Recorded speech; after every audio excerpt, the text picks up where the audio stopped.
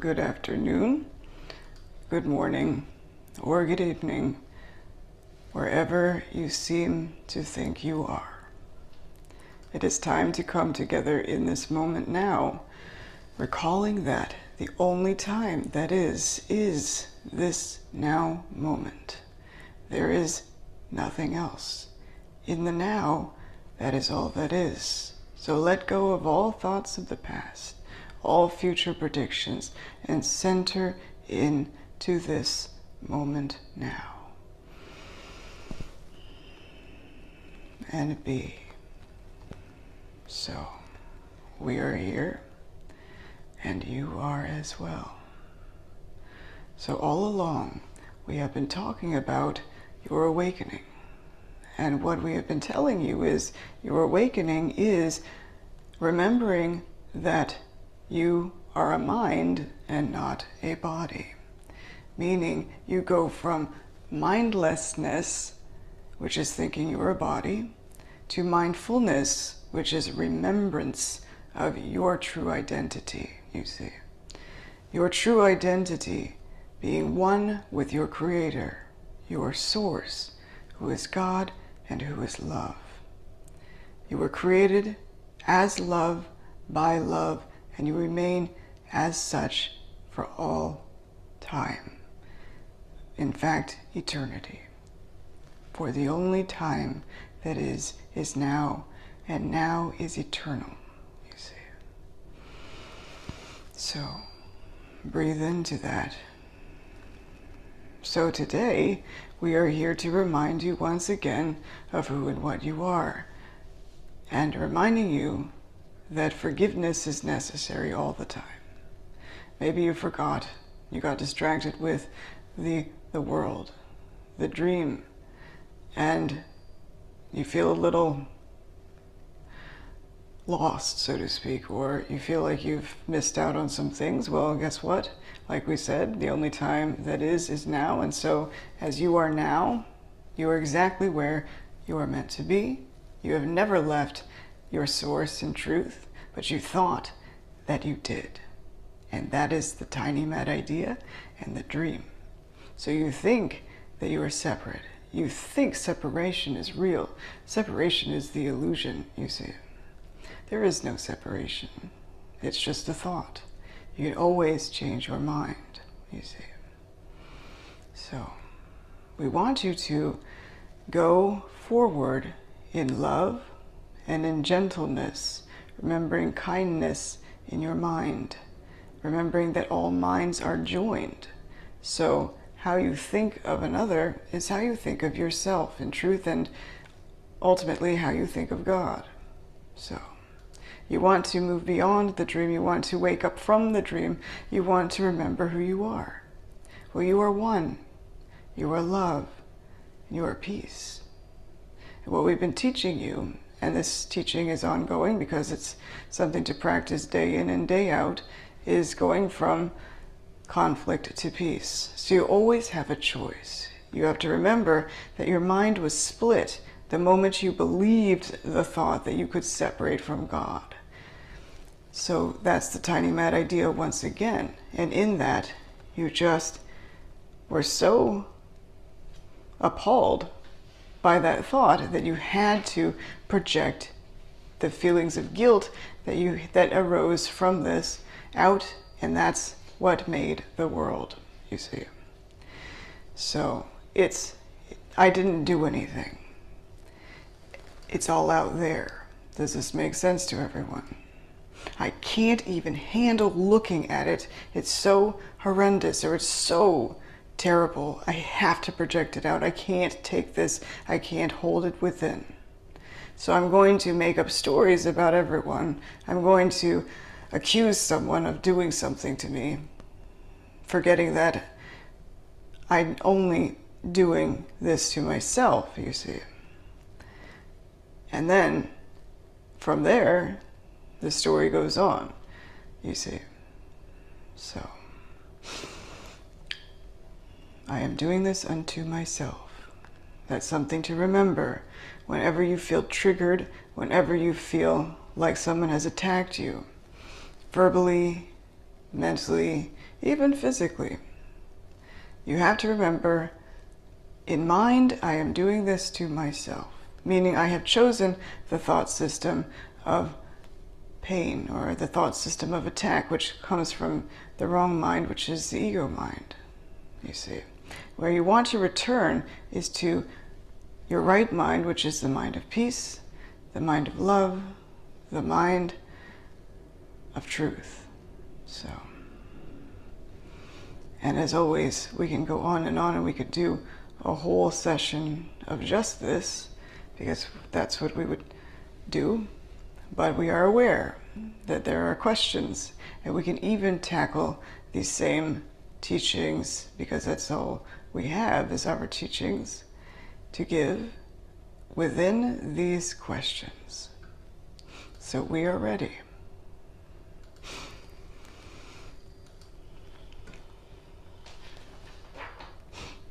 The first question.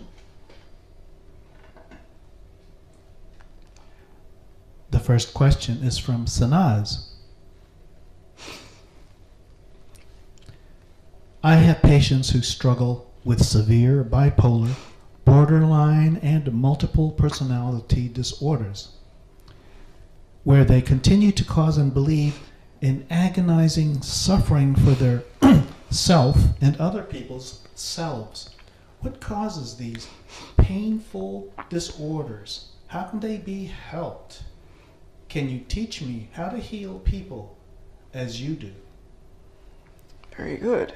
So first of all, the cause of these situations is exactly what we were saying before when we started out, is that it is a projecting out of what you do not want to see within.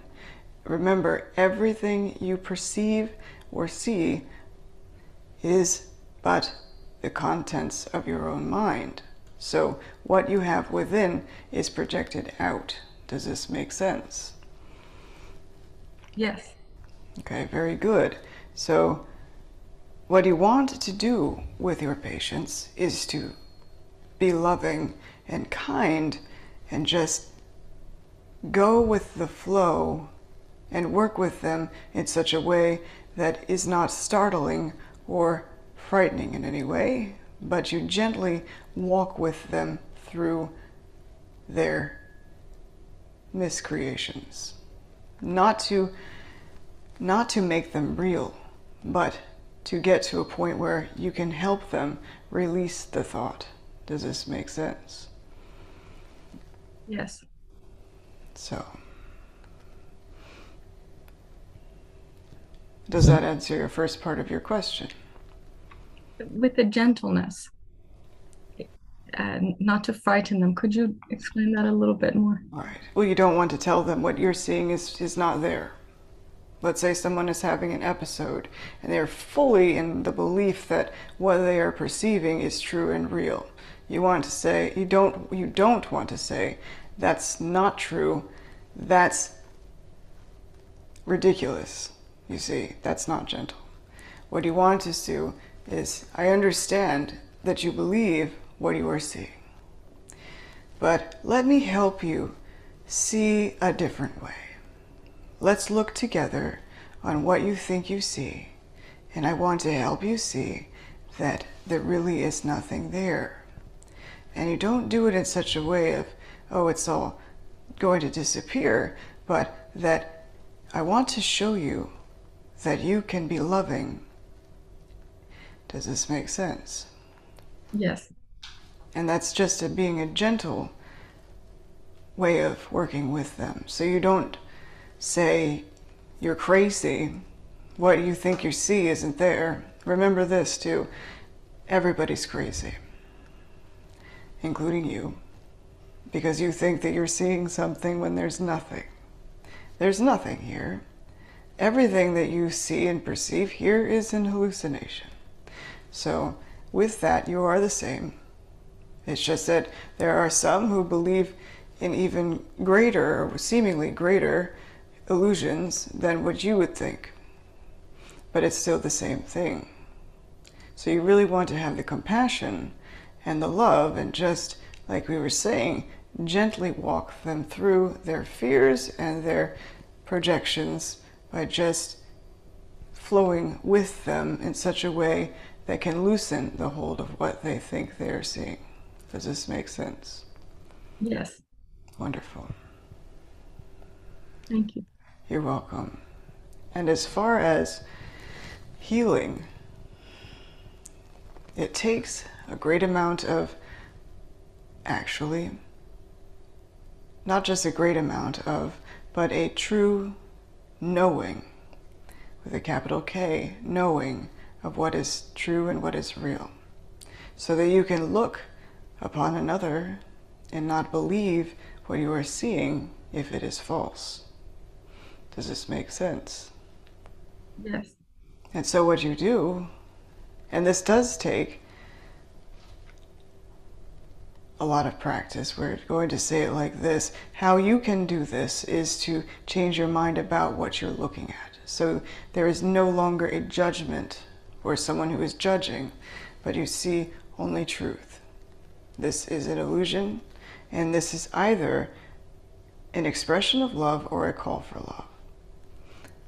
Either way, it all asks for love. Does this make sense? Yes. And so the response is only love.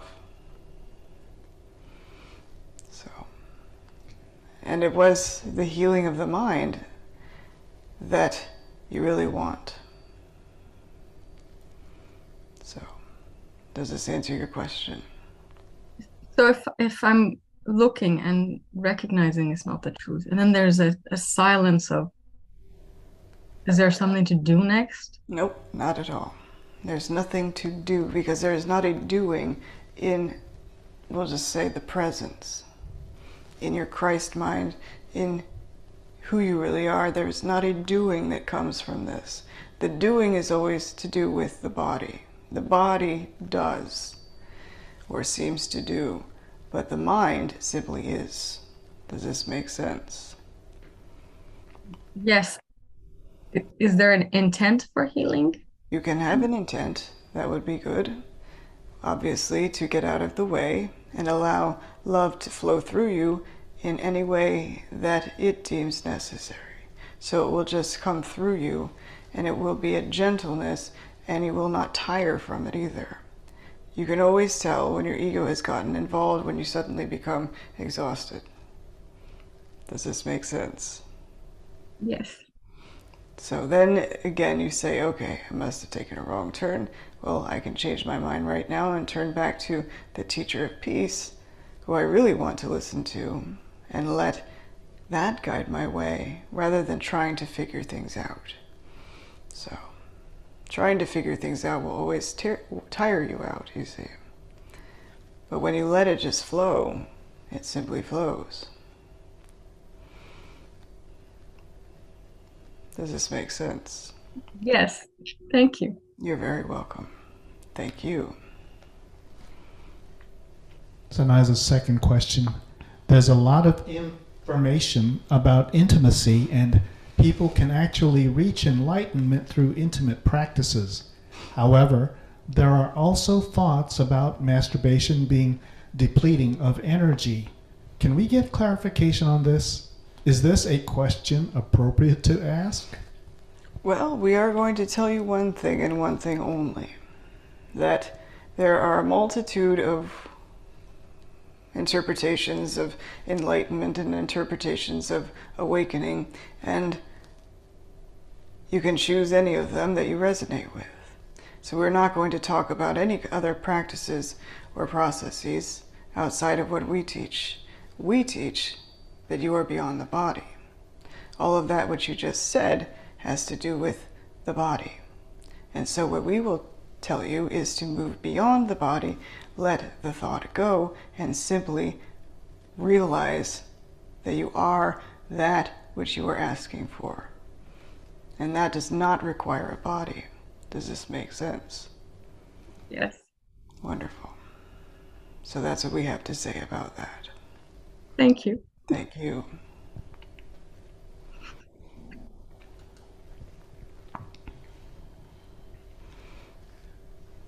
Joel has a question.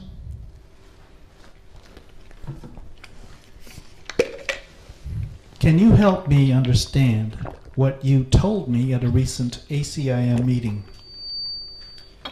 In the video I had just finished reading, The Dynamics of the Ego, and I asked if you could add to that. You said, the ego has nothing to give you at all, but the ego has illusions, and those illusions are not real. I know this is super simple to you, but I don't see exactly what those illusions are that you're referring to that the ego gives me. Well, the ego will give you lots of illusions. In fact, this whole world is an illusion. So you have a whole world of illusions to work with. But we think you want to go a little deeper than this, so to speak. So you want to understand that all things here that you see is illusion. In fact, perception in and of itself is also an illusion. Who you really are does not need to perceive. It simply is. And what we are talking about is who you really are. Something that you can't understand on this level of form right now. But you can understand, at least intellectually, that that is it. But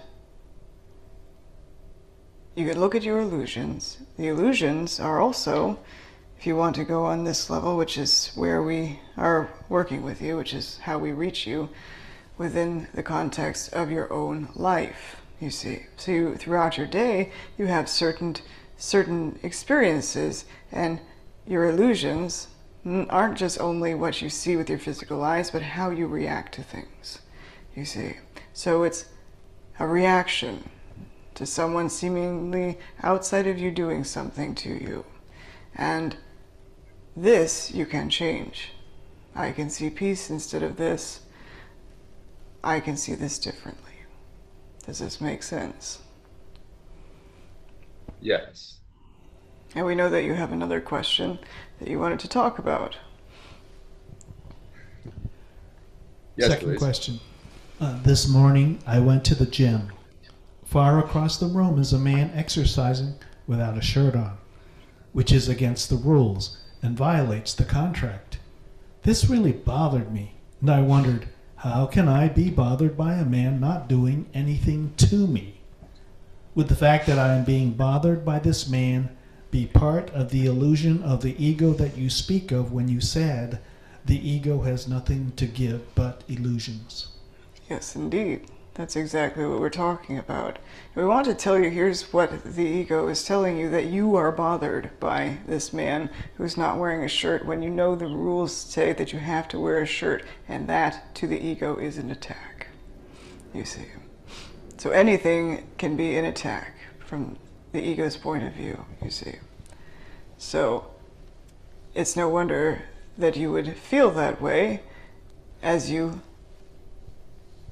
are not aware, or you weren't aware, that that's the way the ego works, you see. When you find yourself agitated, you did at least notice that it wasn't from who you really are. And that's a good step in the right direction. Then you take it further and say, that's silly. This man isn't even doing anything. He's broken the law, or not the laws, but the rules of this facility, but what does it have to do with me? And then you can find the humor in that and let it go. Does this make sense? Yes, and I really like the part about where you said it was like I perceived my ego was under attack. Yes. I saw that for a moment and then I lost it. Can you help me to see that again? Because I feel like that's exactly what happened. So the ego gloms on to any kind of rule setting that happens. Okay, here are the rules, these are the rules, and anyone who breaks these rules is attacking you, which is attacking me, because of course the ego says it is you, you see. But you don't have to believe that you are the ego. So you step back and say, okay, that's silliness. This man has just broken rules, but what are the rules anyway? This is a silly gym, and he's not harming anyone. But the ego says, oh yes he is, because he's broken the rules of the gym. And so that is where you find the ego is saying, look, identify as me.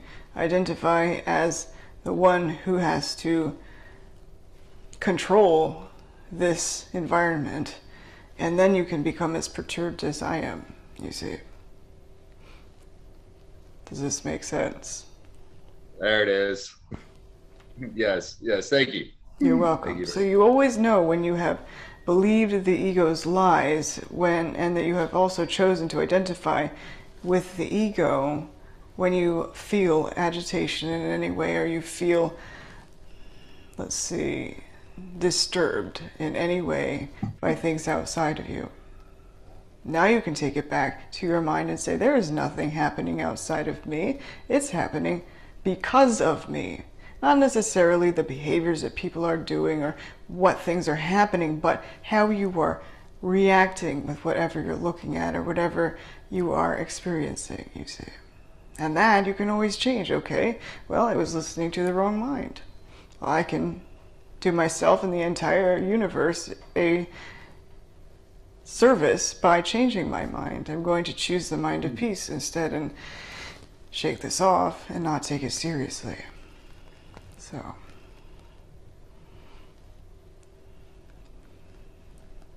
So next time you're in the gym, if you find yourself being perturbed by anything going on in the gym or anywhere, in any place, just know that that's the ego trying to get you to think you are the ego. And that's how it keeps itself alive. It says, oh good, conflict. Let's go for the conflict. Let's go for the jugular. You see. You say, actually, that's silliness. There is no jugular. And you step back, change your mind, and you go on from there. Any questions?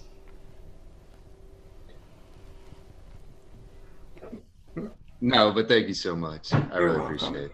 Absolutely. And thank you. We have a question from Gabriel. Dear Jesus, I hear you when you tell us about our two human minds.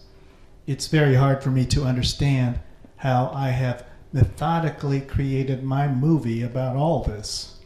I see the suffering my son is going through with his bipolar and Tourette syndrome problems. I implore you to guide me and help me understand how I have created such a horrendous movie and how I can get rid of it so I can help my son and not be trapped in my left mind, which I also see my wife suffering as much as I do. Very good. Okay, first of all, we want to clean it up just a little bit. You have two parts to your mind. It's not a human mind. It's two parts to your mind, period. So you have your right mind and your wrong mind. Your right mind is the mind of peace. Your wrong mind is the mind of conflict. And you don't want to engage in this kind of thing as though you want to get rid of it, because when you look at it that way, you are making it real to you. You are saying this is real and it's legitimate. You see, instead of, okay, this is a story. This is a story and it's part of my dream, and there are two ways of looking at it. I can look at it through the mind of peace, which sees only a call for love, or I can look at it through the mind of conflict and see only attacks or feelings of desperation and so on. So, how you made this movie.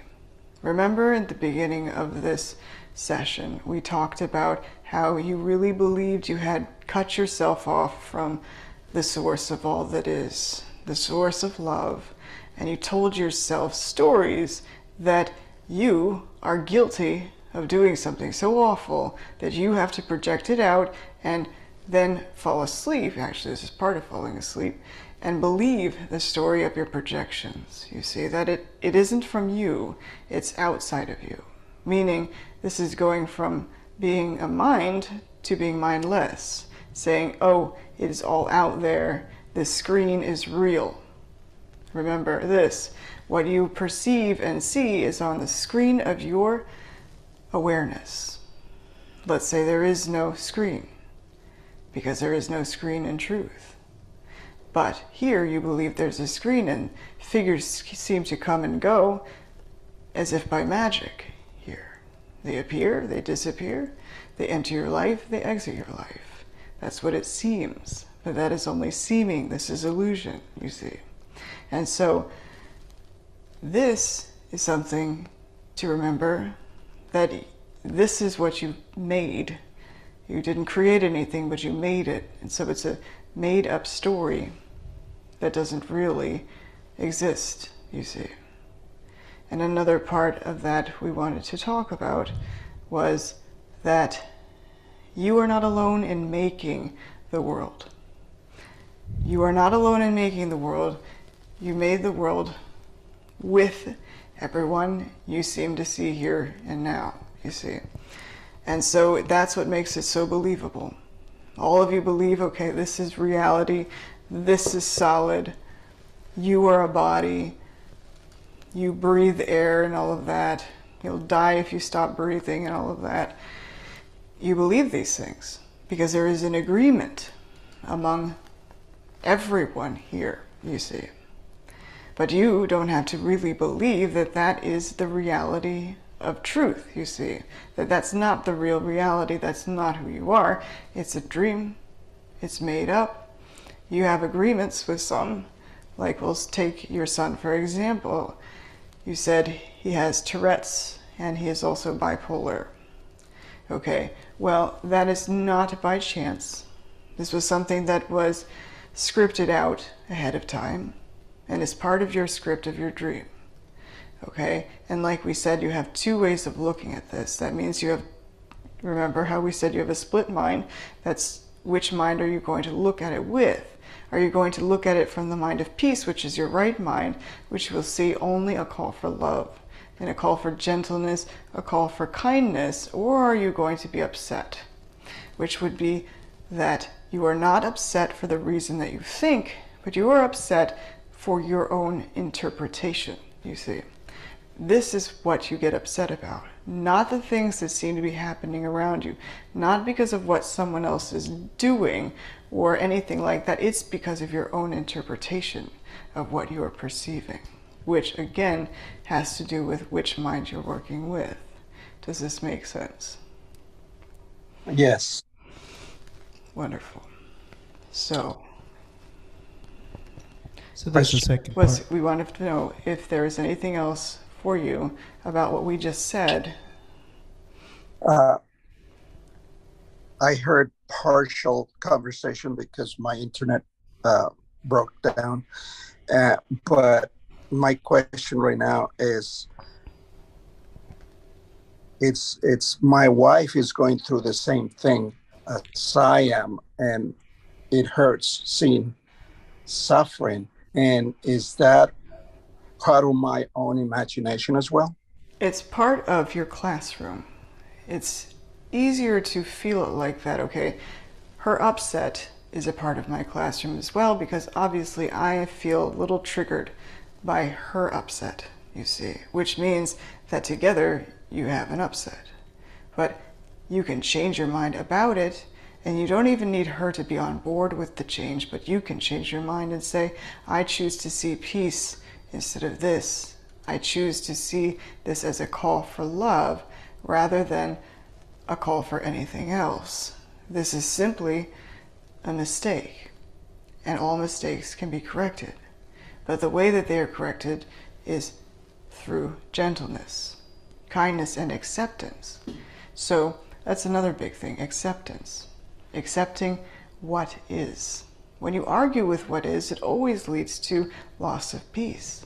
If you just accept it as, okay, I'm obviously triggered by this. This must be my classroom. And in this, I have two teachers I can listen to, and there are only two. There's either the ego or the Holy Spirit. So the ego would be, let's find out more, and something is wrong, and choosing to become upset by what is. Holy Spirit says, it is what it is. And so the only answer is peace. Yes, go ahead. So it is the ego that tells me to commit my son by any means? Not Or necessarily, not necessarily. If it comes to that, say with medical assistance and such things as that, it doesn't necessarily mean that's coming directly from the ego. Sometimes that's just the most logical thing to do, but you want to do it out of love and not out of, okay, we really need to solve this problem, you see. So that would be coming from the mind of peace if you were doing it out of love. that's where the confusion arises, because although I think we would be doing it by out of love, it doesn't feel good. Can you feel why it doesn't feel good? What is it? Guilty. What is, I, okay, I, guilty. Perfect. Because that's what we want to talk about. The triggers, that feeling of being triggered, does come from that feeling of guilt within. And this is something everyone has, whether they are aware of it or whether you're aware of it or not. There's a feeling of guilt. You feel like you have done something wrong and that you need punishment in some way. And so the guilt that is there is also a projection, you see. So you really want to take it back to your mind and choose again. How do I want this to go? Do I want this to go in peace with love and just make peace with what is and stop, this is a big one, stop the judgment. That's another reason for the guilt, which actually guilt and judgment go hand in hand. So you could be going along, this feels like the next logical step for my son. This could be good for him. I'm going to trust, because I'm doing this from a place of peace, that this is going in the direction of peace. Then suddenly the guilt arises. Why? Because something in you has judged your decision. And it is not the you that you really are, but it's the you that you think you are, which is the ego. Does this make sense? it does, but because it's overwhelming, I Yes. do get confused in what I really should do, because everything is telling me that I'm hearing both things. I'm hearing that I shouldn't, and I'm hearing that I should, and I don't know which one is which. I don't know uh, if I'm doing it from the right mind or Can the you, left mind. can you go into the overwhelm?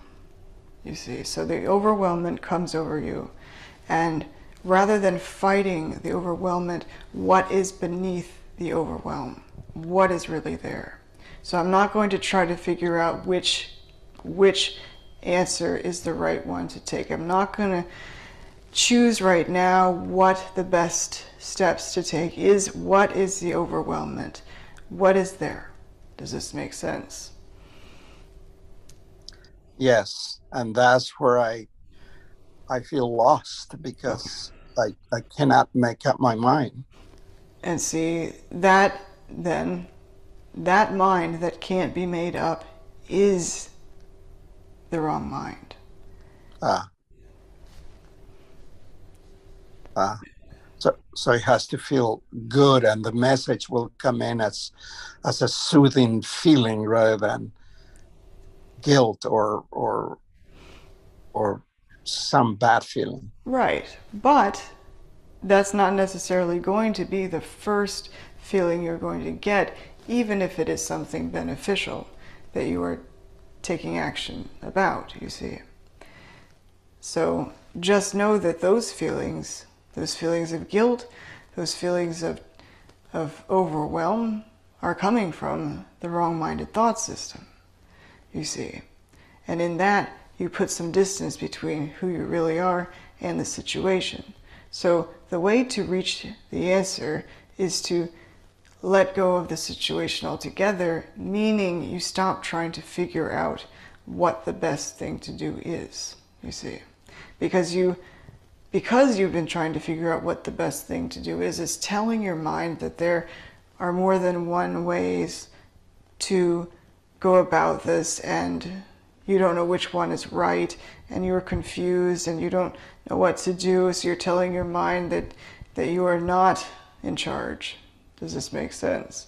Meaning you've given your power over to a situation rather than standing in your power and saying, What brings peace? What brings clarity? And that's where you will begin to get those feelings of the ease and the peace. Does this make sense? Yes. When my son tells me that he's okay, should I just see him as the Holy Spirit telling me that and let it be? Or is my son really not knowing that, or rather, does not know what he's really saying? Well, let's see. Is this something you just ask, are you okay? And he says, yes, I'm okay. Well, he never responds with a soothing answer, always in anger and saying crazy things and blaming us for everything, even for being born through us.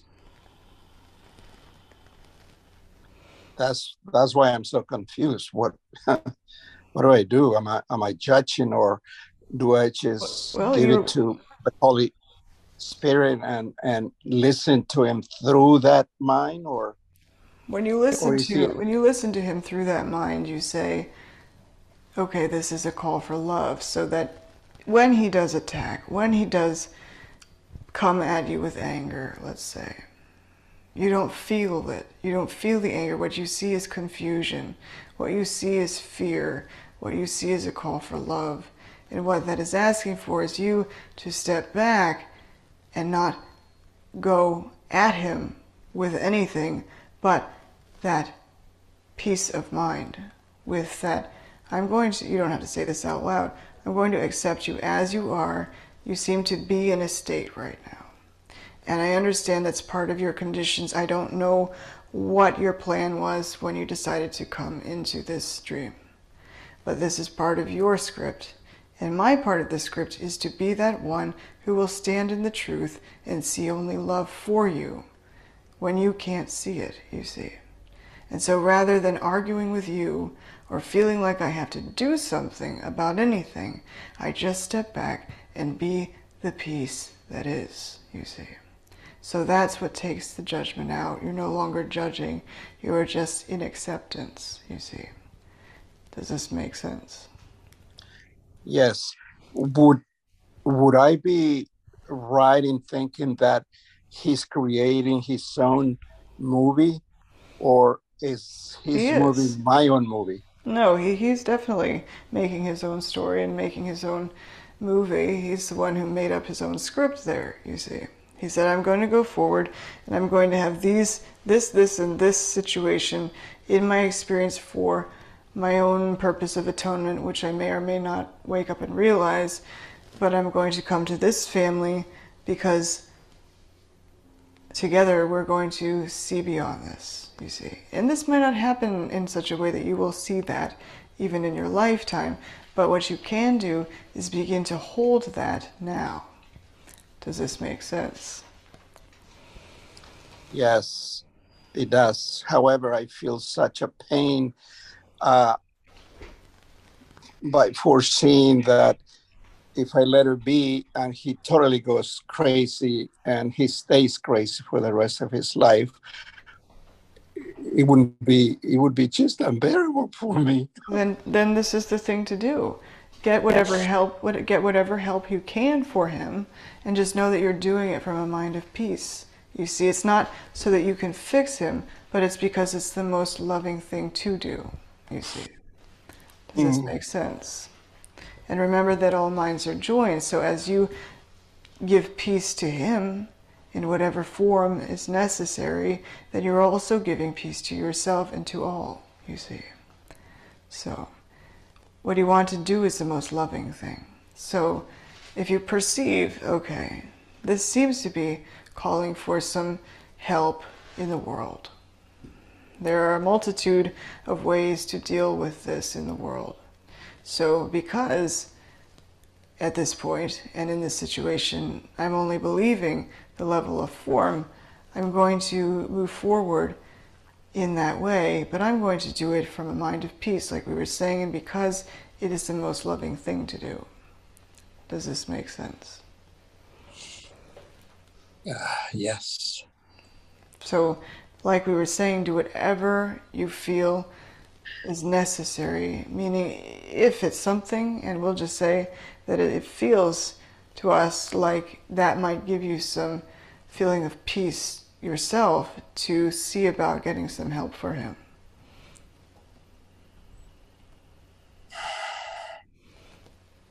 And he might not like it. We are going to say that. He might not Yeah. like it. He refuses Okay. 100% because he claims to be okay. Okay, so that's what you're talking about, that he's saying he's okay. Yes. Okay. Well, And he's ahead. an adult and I can't do much. Okay. Police won't help. No one can help me because even the police is afraid of doing things because of what's happened Right. a couple of years ago.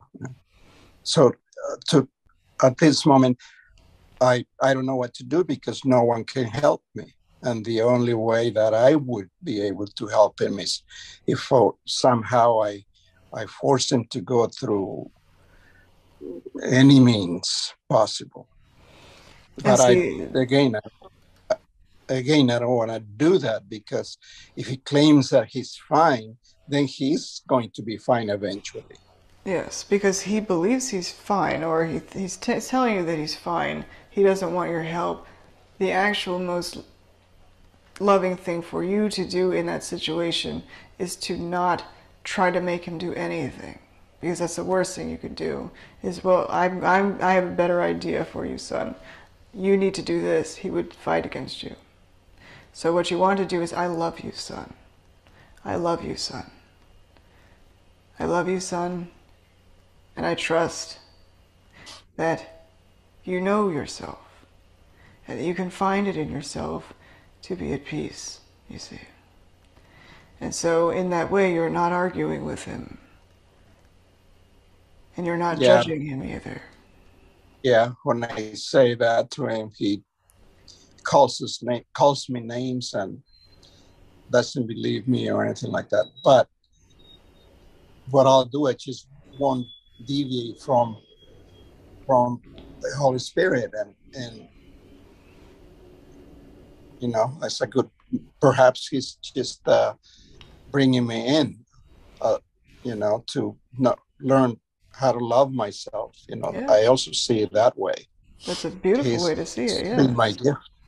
Yes, indeed.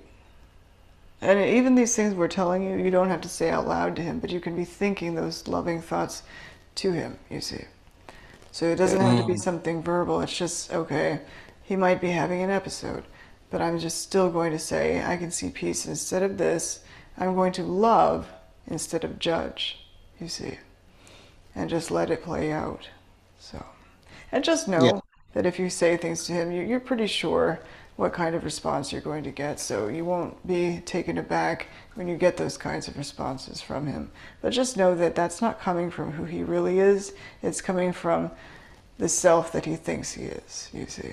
And that's not who he is. So Yes.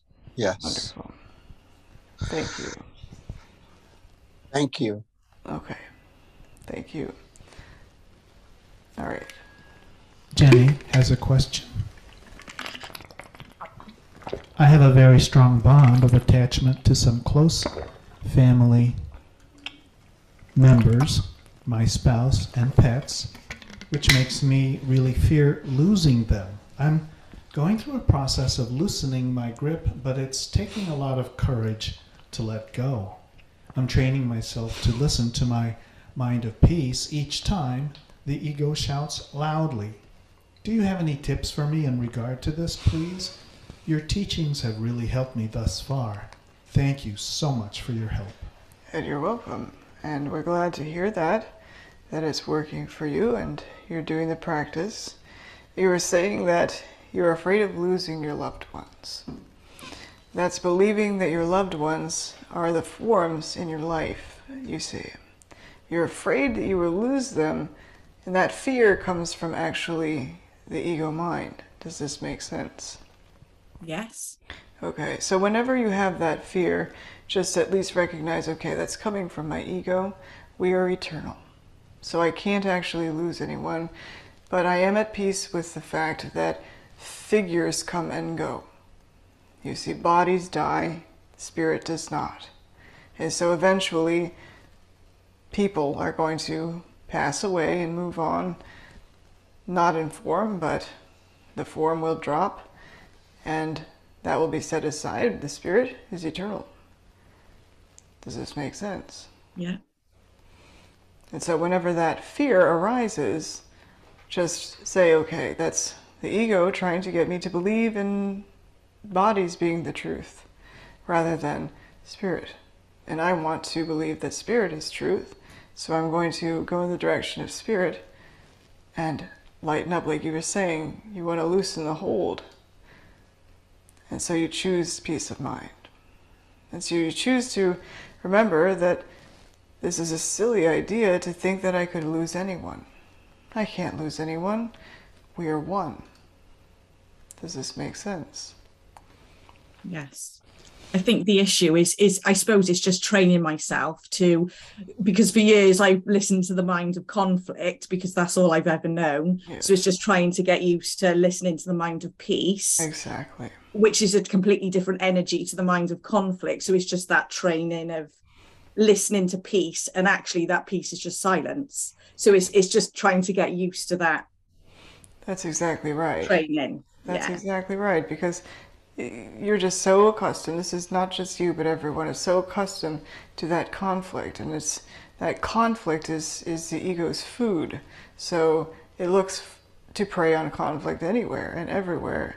And so as you loosen the hold on that, things become lighter, and those thoughts that are coming up about fear of losing someone begin to dissipate, you see. Because the mind of loss is the mind of the ego, you see. The mind of conflict. So yes, just keep practicing choosing peace over conflict. And we have said this before, it's not always easy, but it is absolutely simple. So you can always tell what conflict feels like, so you go in the other direction. You go towards peace instead of going into the conflict. Yeah. So just keep practicing, and it will get easier and easier as you practice. Yeah. Okay, thank you. You're welcome.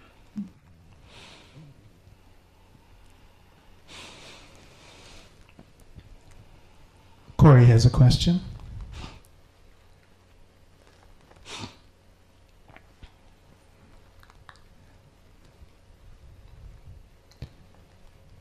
My question is on vulnerability and attack thoughts. When I first read ACIM, for months I have the same theme in my dreams a few times a week, where I would see people do something I considered a threat, and I would attack them.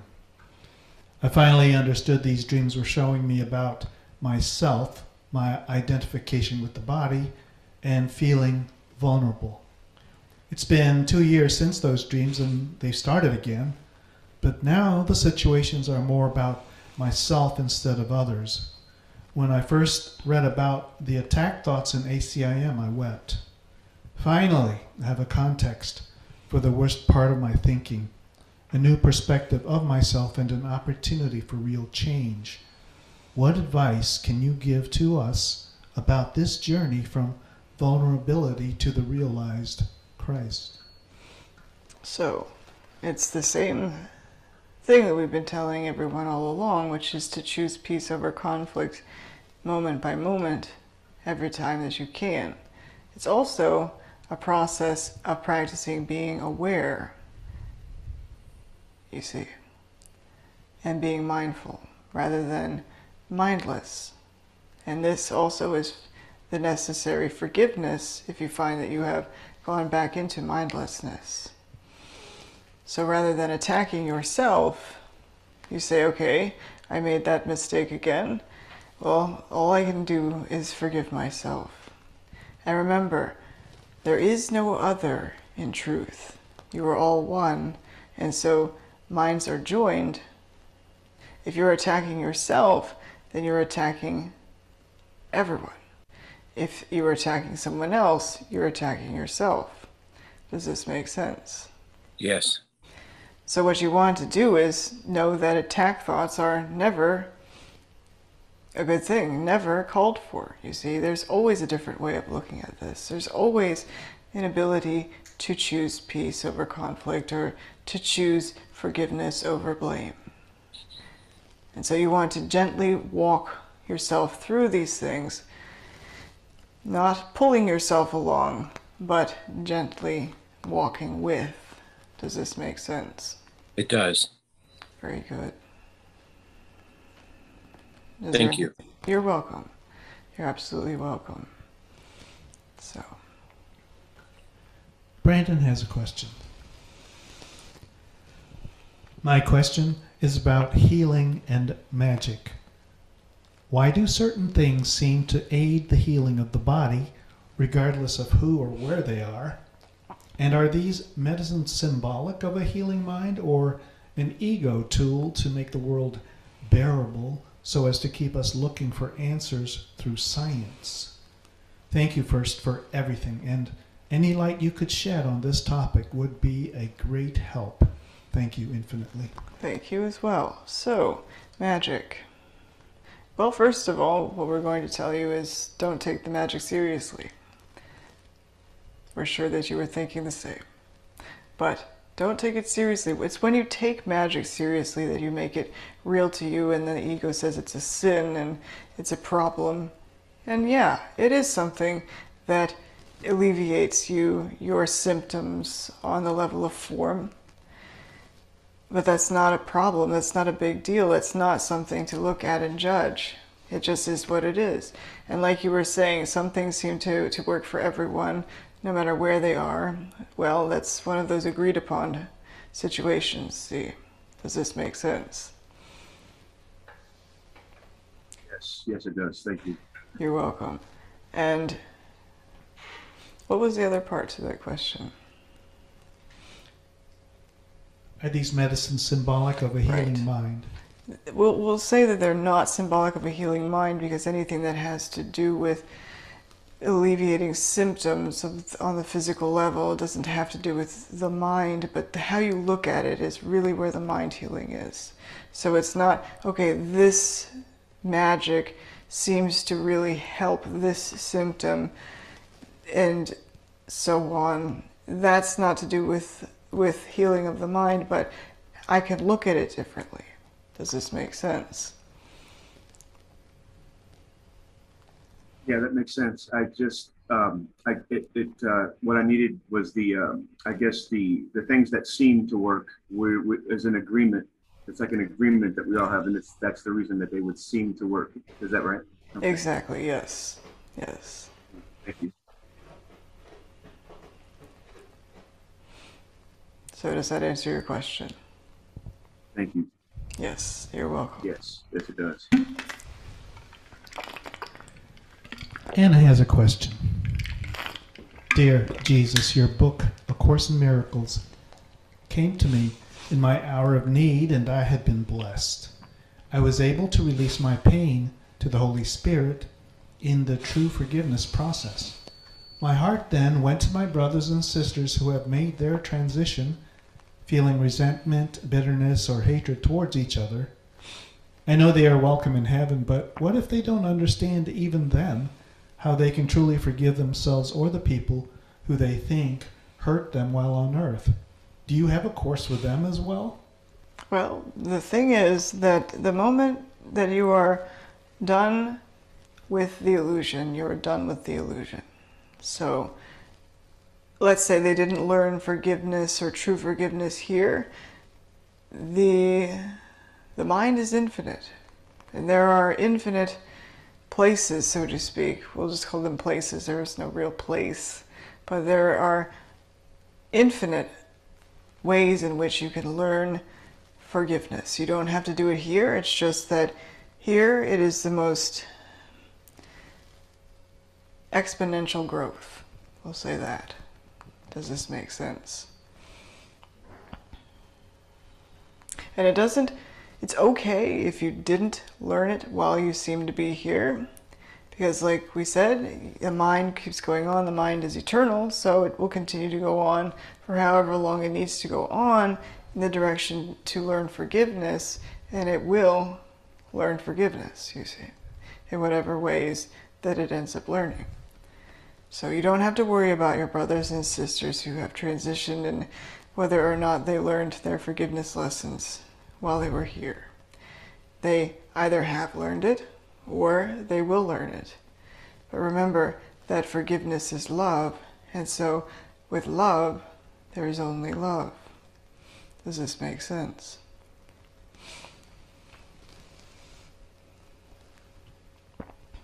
Waiting for Anna.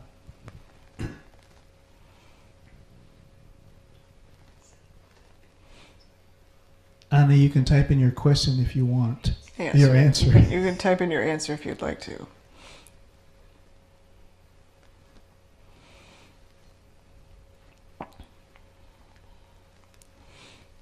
Okay.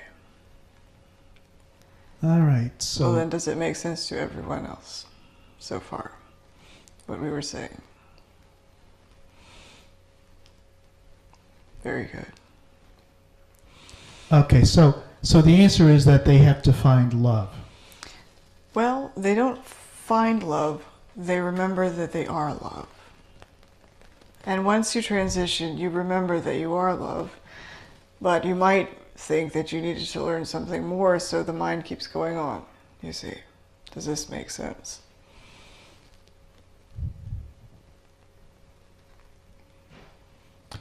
Yes.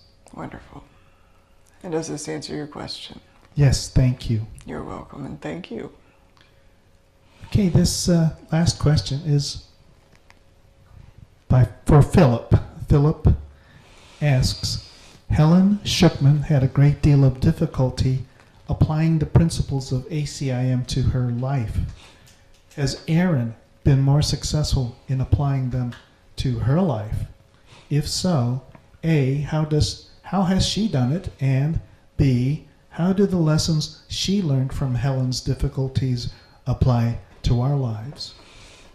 Well, our answer for this is it doesn't matter what Helen did or did not do. It doesn't matter what Erin has or has not done. It does not matter what seems to be done. What matters is, what are you doing?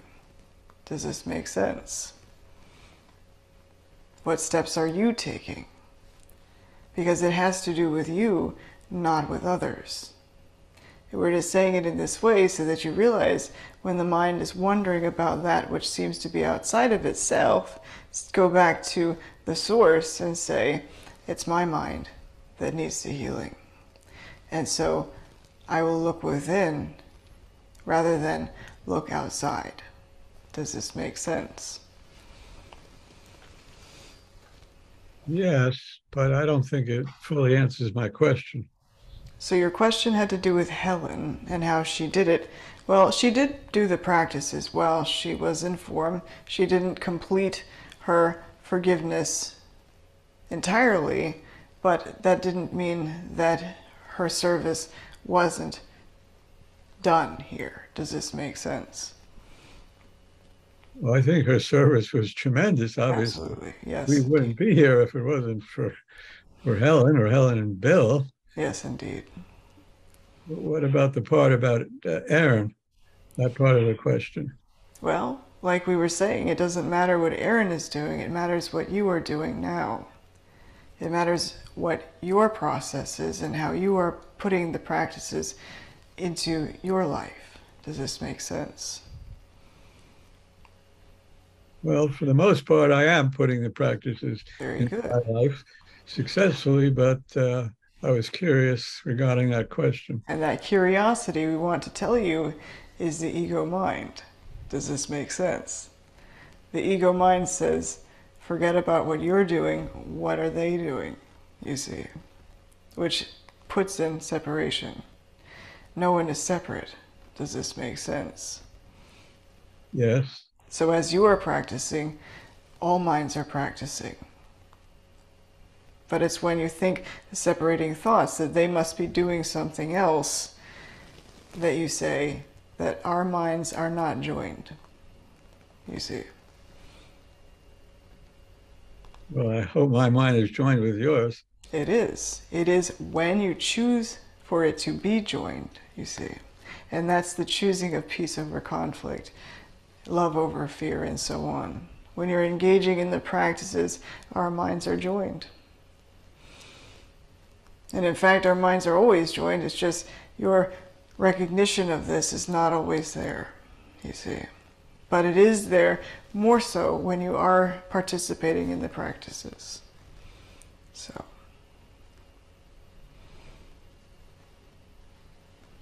Thank you. You're very welcome. And thank you. So, apparently we're at the end of our seeming time here. Although we continue with you, no matter where you seem to be, no matter where you seem to think you go, we are always one with you. We love you, and we have enjoyed this interaction beyond words. All is well, and we look forward to meeting with you like this once again, but we are always with you. Namaste.